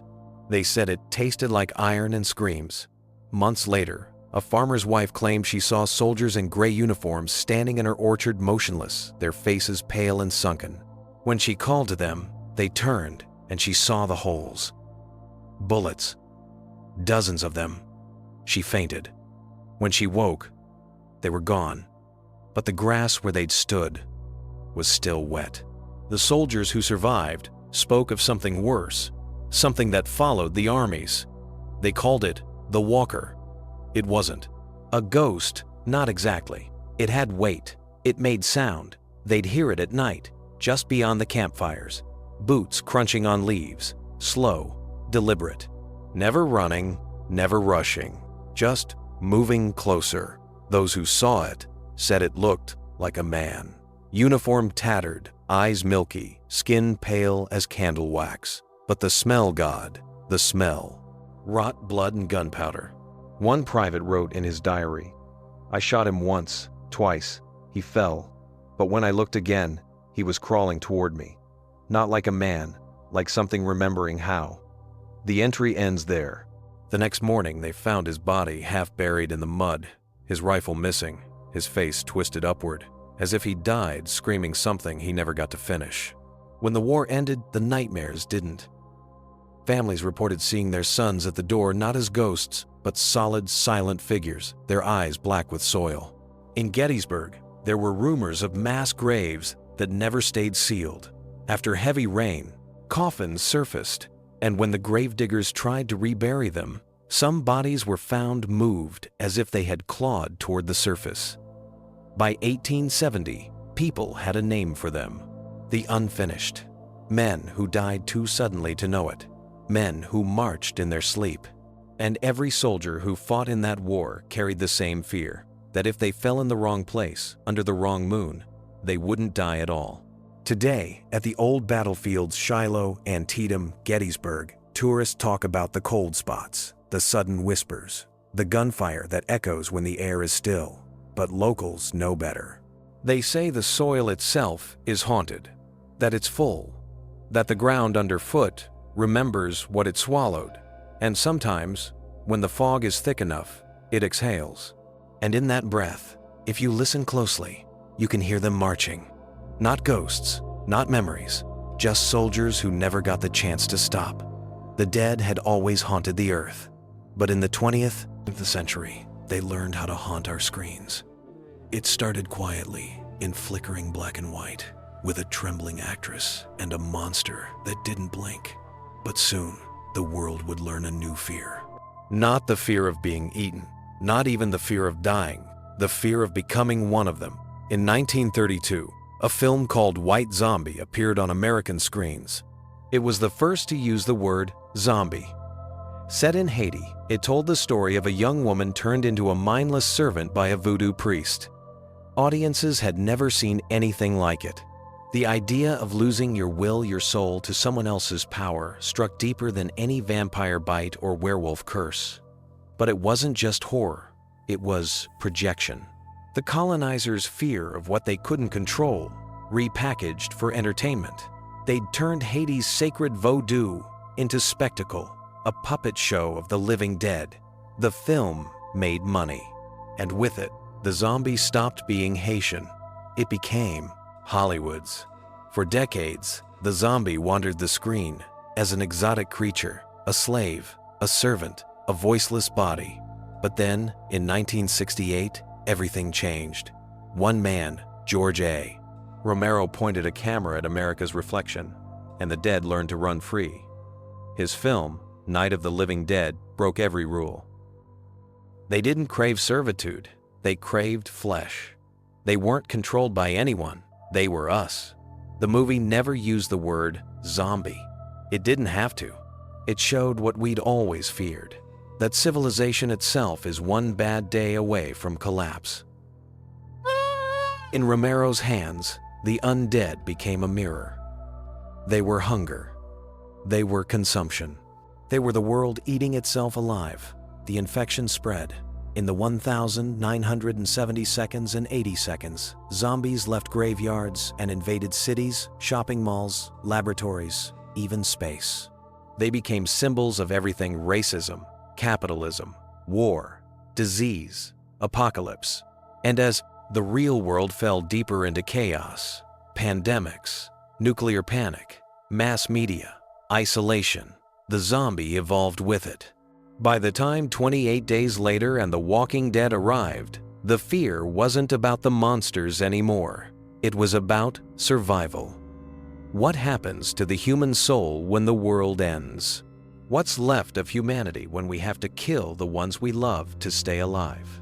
But the irony of Hollywood's zombie is this. It began as a warning, a story about what happens when one human steals another's soul, and became the ultimate reflection of modern life. Endless hunger, mindless obedience, crowds moving in unison, consuming without thinking, driven by something they can't even name. We used to fear the dead rising. Now, the dead look an awful lot like us. And still, through all the remakes, all the sequels, all the screams and slow-motion bites, something ancient remains beneath the fiction. The echo of the first legends. From Haiti, from Europe, from the deserts, and the swamps. Because no matter how many times Hollywood kills the zombie, it keeps coming back. That's its curse. That's its genius. And maybe that's the real horror. Not that the dead walk again, but that we keep watching. We keep feeding them. It was easy to laugh when zombies belonged to the screen, when the dead stayed in their graves and the infection was only celluloid. But somewhere between science and nightmare, the boundary started to blur. Because nature, it turns out, has always known how to make the dead walk. It just didn't need Hollywood to do it. In the rainforests of South America, there's a fungus called Ophiocordyceps unilateralis, the zombie fungus. It infects ants. Microscopic spores land on their bodies, burrow into their heads, and begin to think for them. The ant climbs higher, seeking light it doesn't need. It clamps its jaws onto a leaf vein and waits. The fungus grows through its brain, through its eyes, until a stalk bursts through the skull, releasing new spores onto the world below. The body is just transport. The mind? Gone. Science calls it parasitism. But to anyone watching, it looks like possession. And it doesn't end with ants. There are worms that control crickets, bacteria that make rats love the scent of cats, viruses that hijack human behavior. There's even one called Toxoplasma gondii, which infects millions of people silently. In animals, it drives prey toward their predators. In humans, some scientists believe, it dulls fear. It makes us reckless, drawn toward danger. A parasite whispering, "Don't run, don't think, just obey." Sound familiar? During the Cold War, those whispers became experiments. Both the Soviet Union and the United States poured millions into projects they claimed were about medicine. But buried in declassified documents are notes that read like pages from a horror script. Subject: reanimated briefly, no higher brain function. Cerebral response absent, motor reflex retained. Potential use for chemical obedience. The Russians called it Project Kolokol, the Bell. The Americans had their own, MK Naomi and Artichoke. They studied drugs, viruses, even electrodes placed inside corpses. If the brain could be reactivated, if the body could move again, what could it be made to do? No one ever admitted success. But when the Cold War ended, scientists found labs in Siberia and Nevada filled with sealed canisters, biohazard warnings scrawled in fading ink, and medical dummies covered in restraints. Today, the word zombie still crawls out of science journals not as myth, but as metaphor. Zombie cells, immune cells that refuse to die but no longer function. Zombie viruses, ancient microbes revived from melting permafrost. Zombie genes, DNA sequences that reactivate after death, sparking movement and response in the freshly dead. Researchers in Japan once recorded electrical flickers in a human brain hours after clinical death. A spark, not consciousness, but something deeper, a final echo. So what if death isn't an off switch? What if it's just a pause one the wrong person could learn to unpause? In 2018, Yale scientists made headlines when they restored partial brain function in pig heads 4 hours after death. Neurons fired. Blood flowed. The animals didn't wake, but their brains responded to stimuli. The lead researcher said, "It's not life as we know it." But that's how every horror story begins. If parasites can rewrite instinct, and science can coax motion from the dead, how long before something bridges the two? How long before zombie stops being fiction and becomes a field of study? The ancients feared the soul leaving the body. Now we fear the body refusing to die. And maybe, in some sterile lab, beneath fluorescent light and the hum of machines, something has already crossed the line. Maybe the next one that rises won't crawl from a grave. It'll roll off a table slow, breathing, alive, but empty. Because science doesn't need magic anymore. It only needs time. There's a reason the military never laughs at horror stories. Because half of them started as experiments. And for decades, buried beneath layers of classified files and sealed bunkers, governments all over the world have been chasing the same nightmare. What if death could be reversed or controlled? Not for salvation, for strategy. After World War II, when the world realized just how fragile life could be, a darker question took hold among scientists and soldiers alike. Could you make a soldier who doesn't die? In 1949, the Soviets began what they called the Reanimation Project. Officially, it was neurological revival research. Unofficially, it was an attempt to cheat the one rule that governs every army mortality. Old Soviet footage exists, though most of it is dismissed as propaganda. It shows decapitated dogs connected to tubes and wires, their eyes blinking, their tongues moving. The scientists smile nervously for the camera, while the heart monitor pulses faintly behind them. They called it success. But there were other reels. Never aired. Never archived. Smuggled out of Moscow decades later. In them, the animals don't move naturally. Their eyes twitch like static. Their limbs spasm. One begins to gnaw at its own flank before the footage cuts to black. That wasn't revival. That was reanimation. By the 1,950 seconds, the U.S. had its own programs. Under the name Project Lazarus, hidden within Cold War medical research, scientists studied how long the human brain could survive after neutralization. They tested synthetic oxygenation, cryogenic suspension, even electric stimulation of the brainstem. The results were disturbing muscle contractions, gasps, reflexive motions long after death. One file, declassified in 1998, contains a single line of type. Subject exhibited spontaneous eye movement. 12 minutes post-mortem. Vocal cords contracted. Uttered a sound approximating the word stop. The report ends there. It wasn't just about reviving life. It was about controlling it. The U.S. military's Biological Warfare Division, known later as MK Naomi, developed chemical agents designed to induce a death-like state. The theory was simple: simulate death, ship soldiers behind enemy lines, then wake them later. But every test ended the same way, with confusion, madness, or total brain failure. In one unconfirmed report, a volunteer was revived after 36 hours. He didn't speak. He didn't blink. He simply stood, breathing shallowly, until his heart stopped again 2 days later. The attending physician wrote in the margin, "Body alive, person gone." By the 1,970 seconds, the race shifted underground, literally. In abandoned missile silos and decommissioned hospitals, small private labs continued the work. Doctors who once studied coma recovery and suspended animation found themselves funded by nameless agencies. They were promised Nobel Prizes. They delivered corpses that twitched. The Soviets called it biopreparat. The Americans used code names like Deep Winter and Silent Choir. Their goal was never medicine. It was obedience. A soldier without fear, without pain, without question. And every time they failed, they blamed science, never morality. By the 1,990 seconds, whispers emerged from both sides of the Iron Curtain.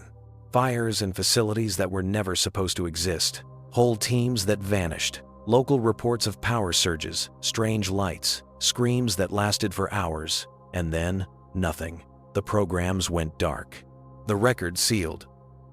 But one file, found years later in a forgotten archive in Maryland, carried a chilling header: Project Revenant, Phase 5 Controlled Reanimation. Below it, only a list of objectives: neural reactivation using synthetic plasma, muscle preservation via electrical stimulation, behavioral inhibition, remote termination protocol. Every line beside them was marked incomplete. Today, when the Pentagon is asked about it, they call it fiction, a relic of Cold War paranoia. But there are people, soldiers, medics, civilians who swear they've seen things that don't fit. Bodies zipped in bags that moved, cadavers in training facilities that were off limits. And men who came back from the front lines, not quite the same eyes. Vacant, pulse slow, skin cold to the touch. Maybe the reanimation project died with its creators. Or maybe it just changed names. Either way, one truth remains: governments don't stop chasing what they almost catch. And if they've ever brought the dead back, they've never admitted how long they stayed alive. The Congo is green in a way that defies imagination. The trees rise like cathedrals, their roots curling through soil that has drunk blood for centuries. Every rustle of leaf sounds like breath. Every shadow seems to move. The people here have a word for those who walk with death in their hands: Endoki. It doesn't mean witch. It doesn't even mean sorcerer. It means one who deals in souls. And to the Ndoki, the body is just currency. The real power lies in the spirit. Among the old Bantu peoples of the Congo Basin, death was never an ending. It was a transition, a negotiation between worlds. The living and the dead were linked by threads of obligation, respect, and blood. But a powerful few learned how to twist those threads, to tug on the spirits of the newly dead and bind them back to the world of the living. These bound spirits were called Minkizi, containers of power, objects made from bone, clay, or wood. But when an Ndoki was ambitious or cruel, the binding didn't stop at an object, it went deeper. They bound the soul itself. They made slaves out of ghosts. In the heart of the rainforest, far from the eyes of missionaries and kings, they said you could find villages surrounded not by fences, but by shadows, souls captured and chained by the Ndoki's will.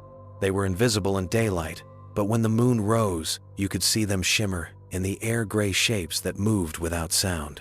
The Ndoki would send them out to do their bidding, to curse a rival, to bring misfortune, to kill. They could make a man's crops fail or call disease into a village with nothing more than a whisper. And if you crossed one, your spirit could be stolen before your body even died. The missionaries who came to the Congo in the 1800s called it superstition, but even they recorded strange things they couldn't explain. Bodies that refused to decay, eyes that opened days after death, voices calling from beneath the floorboards of huts long abandoned. One Jesuit wrote of a chief who, after being executed by colonial soldiers, was seen days later walking through his own village. His skin gray, his mouth sewn shut, his eyes bright as coals. The villagers fled into the jungle, but the Ndoki who had served him simply smiled and said, "He cannot rest. I have work for him yet." To create a spirit slave, the Ndoki performed the Nganga Kinda, a ritual older than language itself. It began with the heart still beating, cut free at the moment of death. The blood was mixed with ash, herbs, and the crushed shell of a river snail. This was poured into a small pot or doll carved from human bone. Then, the sorcerer whispered the name of the dead into it 3 times, commanding the spirit to rise. If the ritual succeeded, the doll trembled. If it failed, the sorcerer didn't live long enough to try again. To the Ndoki, this wasn't evil, it was order. The world was made of 2 sides, the flesh and the spirit, and both could serve. But when greed entered the ritual, when power became the goal instead of balance, the spirits turned violent. Villagers spoke of Ikumbi, souls that broke free of their masters, dragging the Ndoki into the afterlife with them. When that happened, you could hear it a scream that lasted until the sun rose, and then stopped as suddenly as it began. Today, the Congo still hides its secrets well. There are towns where no one buries the dead until the 3rd night, to make sure the soul has truly left. There are crossroads where offerings of salt and oil appear every new moon to keep the Ndoki away. And deep in the forest, near the rivers that glow under the moonlight, locals swear you can sometimes see a figure walking alone, barefoot, its body black with ash, and its shadow missing. Because the shadow still works for someone else. In the heart of Africa, the night belongs to sound, the rustle of wind through dry grass, the distant bark of hyenas, the hum of insects that never stop singing. But sometimes, the sound that breaks the silence is heavier, slower, like the tread of bare feet on dust. That's when the elders say, "The dead are walking again." Across the Congo, Malawi, Tanzania, and even as far as Uganda, there are stories of the night walkers, the ones who return when the moon is thin and the air feels wrong. They aren't ghosts, they cast shadows. They aren't living, their hearts do not beat. They are the in-between. They walk not to feed, but to speak, to finish something that life never let them finish, to punish, to remind. The Bantu people say the night walkers appear in times of imbalance, when justice is denied, when blood has been spilled without mourning, or when the living forget the names of the dead. They move through villages in silence, their faces hidden behind white clay or veils of woven grass. Those who see them and try to speak are struck mute. Those who follow them never return.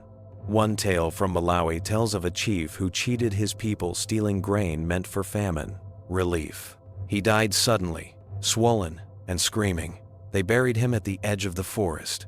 But a week later, villagers saw him again, walking the same path every night, his swollen belly dragging in the dust, his mouth hanging open but saying nothing.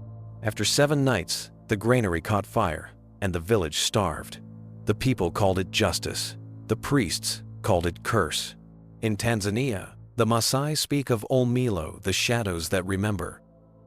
They say when someone dies violently and their blood soaks into the ground, the spirit does not rise, it sinks. And when the rains come, the blood stirs again, bringing the body with it. Travelers have reported seeing pale figures moving through the savannah after storms, not running, not staggering, but walking with purpose, as if searching for the place they last fell. The footprints they leave behind fill with water, and in the morning, the puddles turn red. Missionaries in the 1800s documented mass delusions in Dar, Central Africa, whole villages claiming to have seen their dead walking through the fields. But the same reports always mention something else: unexplainable footprints, graves disturbed from within, and the smell of earth that had been freshly opened.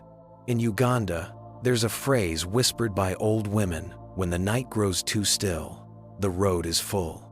It means the night walkers are passing through. No one travels. No one looks outside. Doors are sealed with chalk crosses. And if someone knocks after midnight, you don't answer, because the dead have long memories, and sometimes they knock with your own hand. Anthropologists often try to explain it: heat-induced mirages, moonlight illusions, mass hysteria. But even they admit something eerie about how these stories spread villages separated by oceans and centuries, all telling the same tale: the restless dead walk when the living forget their duty. To remember the dead is to protect yourself. To ignore them is to invite them back. There's a place in Zambia where the locals say the night walkers still gather, a stretch of dirt road near an abandoned copper mine, where no birds sing and the air smells faintly of iron. Truck drivers who pass through after dark say they sometimes see people standing in the headlights. But the next morning, footprints appear in the dust, leading nowhere. The night walkers are not monsters. They are messengers, reminders that the dead do not disappear. They wait not in heaven, not in hell, but just beyond the tree line, listening. And on certain nights, when the moon is low and the crickets fall silent, they start walking again. Slow, patient, endless. Because as long as the living forget, the dead will keep reminding them. In Africa, medicine doesn't just heal the body, it touches the spirit. Because here, sickness isn't always something that comes from within. Sometimes it comes from the ground, sometimes it's carried by the wind, and sometimes it's brought back by the dead. They say there are 2 kinds of healers: the Nganga, who speaks to the ancestors, gathers herbs, drives sickness away, and the Mfumu, who speaks to things that shouldn't answer. The Nganga brings life, the Mfumu borrows it. And the medicine between them, the thin, trembling line between cure and curse, is what people call the medicine of the dead. Deep in the Congo, the Nganga gather roots that glow faintly in the dark, their juices red as blood, their scent thick as decay. They mix them with ashes from burned bones, whispering the names of those who died from the same sickness. To them, every disease has a ghost. To cure the body, you must feed that ghost, give it offering, attention, memory, so it no longer hungers for the living. But when someone grows greedy when they seek power, wealth, or revenge, that same ritual becomes something else. Resurrection. The tribes of the Lower Congo tell of a practice called Kunda Nsi, returning the breath. When someone dies unexpectedly, especially a child, the family can petition Nganga to call the breath back. At night, the Nganga paints his face in ash and oil. He draws circles in the dirt and places the body in the center. Around it, he buries small clay pots filled with herbs and river stones, one for each limb, one for the heart, one for the soul. Then he begins to chant. They say if the ritual is pure, the breath returns gentle, a sigh, a twitch, a flutter in the fingers. The soul is restored. But if there's imbalance, if the ancestors are angry, If the body no longer wants the soul, the thing that rises isn't whole. There are stories, whispered even now, of people buried for 3 days who return with skin cold as clay, eyes glassy, voices dull. They eat, but the food turns to ash in their mouths. They sleep, but never dream. And when the Nganga dies, those he returned die too suddenly, silently, as if a thread had been cut. The elders say those aren't people anymore. They're zombie ya Nganga, the healer's dead, life bound by medicine, not by soul. In Zambia and Angola, villagers speak of the Wapula, spirits trapped inside bodies by mistake. They wander at night, seeking the one who brought them back. Their faces are familiar, but their voices are wrong flat, echoing like someone remembering how to speak. If you call their name, they vanish. If you ignore them, they follow you home. Western missionaries once wrote about these practices with fear. They called it witchcraft. But the people here know better. It's balance, life, and death in conversation. Every herb, every chant, every drumbeat is a question to the spirit world. Do you want to stay? Do you want to go? Sometimes the answer is no, and that's when the healer steps back. Because the medicine has chosen its own path. Even now, in modern clinics near Kinshasa or Lusaka, nurses tell stories of patients who die on the table, no heartbeat, no pulse, only to wake hours later, whispering names of the long dead. Some return to normal. Others never quite do. They stare too long at walls. They refuse to sleep. They say the earth beneath the hospital whispers. And when they're asked what it says, they all give the same answer, in voices quiet and cold. It's not your turn yet. That's the medicine of the dead, a cure that costs more than it saves, a prayer that brings back the wrong thing. Because sometimes healing and haunting are the same act, and the line between the doctor and the necromancer is only the distance between one breath and the next. The apocalypse already happened.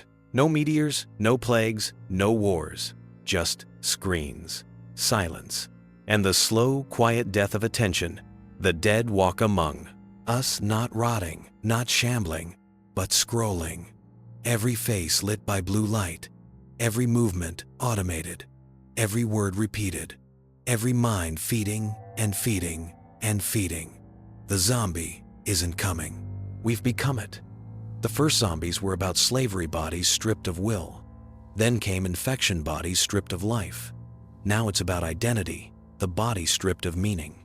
In the 21st century, the undead no longer need to rise from the grave. We've built graves that fit in our pockets. The modern zombie doesn't crave flesh, it craves content. It consumes endlessly, scrolling through other people's lives until it forgets its own. It doesn't hunger, it refreshes. It doesn't think, it reacts. It doesn't die, it updates. Psychologists have written about it for years. The zombie archetype isn't just horror, it's a mirror. In ancient Haiti, zombification was a warning. Don't let anyone steal your soul. Today, the warning's the same, but no sorcerer is required. We give our souls away willingly to screens, to systems, to the endless noise. We call it progress. We call it connection, but it looks an awful lot like obedience. Modern humans move like the undead bodies on autopilot, eyes glazed, doing what they're told without remembering who told them. We even use the word for it. Zombie scroll, zombie job, zombie society. The language of horror became diagnosis. Neuroscientists studying attention and reward pathways have discovered something terrifyingly familiar. The same chemical loops that drive addiction, dopamine spikes, compulsive checking, the fear of missing out, are almost identical to the models of predatory behavior found in parasites. Ophiocordyceps controls the ant. The algorithm controls you. The infection spreads invisibly, through code and convenience, through repetition and ritual. We move in crowds now, connected by signals but cut off from meaning. We respond to stimuli, but we don't choose. That's the essence of the zombie, not death, but the absence of will. Sociologists have even charted it the slow rot of individuality under mass culture. They say every empire falls the same way. not with a bang, but with repetition. With people doing what they've always done until the ritual consumes the reason. The medieval peasants prayed to keep corpses from walking. We post to keep our profiles alive. The grave isn't dirt anymore. It's data. It remembers everything. And like the old Haitian bocors, someone, somewhere, owns the jar with your name on it. But the truth is, the zombie mind doesn't kill us. It preserves us. Keeps us functional, predictable, safe. That's the final evolution. Not the walking corpse, not the plague, not the monster clawing out of the grave. The final zombie is the human being who forgot how to want. So when you wake tomorrow and reach for your phone before you speak, before you breathe, listen to the silence. Because somewhere, in the hum of servers and the glow of a million screens, the world is already moaning, not from hunger, from habit. And if you ever wonder how the undead took over, don't look outside. Look at your reflection in the glass and see if it looks back. It won't start with screams. It won't start with blood. It will start quietly, the same way it always has. With a whisper, with a breath, with something that should have stayed still, moving. Every culture that has ever existed told the same story in a different tongue. The dead don't rest. They wait.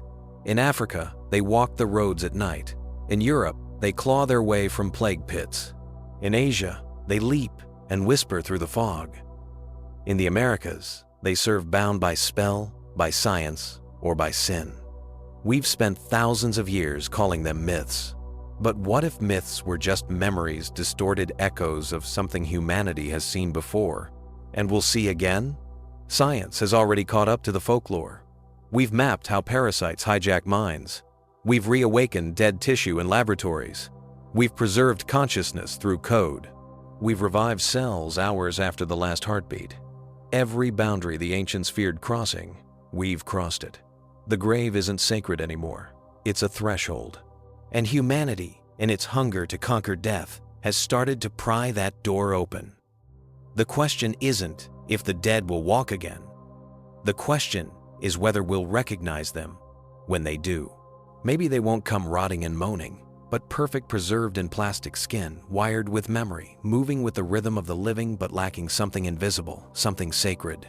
Maybe they're already here, in the hum of servers that store the consciousness of the dead, in the labs where blood still flows through motionless veins, in the cities where people move shoulder to shoulder, faces blank, eyes hollow, alive, but not awake. The world's full of movement now, but less and less life. In the 21st century, the zombie no longer crawls from the grave. It's built in factories. It works 9 to 5. It consumes endlessly. It never questions why. The infection was never biological. It was existential, a slow forgetting of what it means to feel, to fight, to be. And one day, when the silence breaks, when the machines fail, and the old gods return for what we stole, we'll see that the apocalypse was never sudden. It was gradual. It was patient. It was us. The stories of the dead were never about the grave. They were about reflection, a warning to remember what makes us human before we lose it completely. Because the moment we stop dreaming, stop loving, stop rebelling, stop wanting, we will finally fulfill every legend we ever feared. We will stand together, breathing, blinking, moving, and realize we've been dead for a long time. So when that die, the day comes when the world goes quiet, and the wind stops moving, and you hear footsteps outside your door. Don't run. Don't scream. Step outside. Look around. And ask yourself the only question that's ever mattered. Am I one of them? Epilogue. The dead don't rise. We do. Because the truth was never about monsters. It was about memory. And the day the dead walk again, it won't be horror. It'll be recognition, a world finally seeing what it became. This concludes Zombies Around the World, True Legends of the Dead That Won't Stay Buried, 30 chapters of history, horror, and humanity's oldest fear, that death is not the end, and that life, once lost, can sometimes find its way back, but never quite the same.